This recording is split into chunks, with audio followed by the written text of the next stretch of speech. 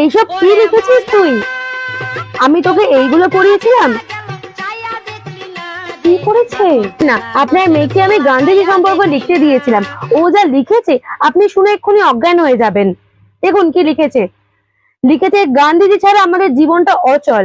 যার কাছে গান্ধীজি আছে তার মূল্য রয়েছে, যার কাছে গান্ধীজি নেই তার কাছে কোনো মূল্য। আগে বড় গান্ধীজি পাওয়া যেত 2000-এর নোটে, এখন সেই গান্ধীজি বন্ধ হয়ে গেছে। ছোট গান্ধীজি 500 নোটে পাওয়া যায়, যেটা ভাঙানোর সঙ্গে সঙ্গে গায়েব হয়ে যায়।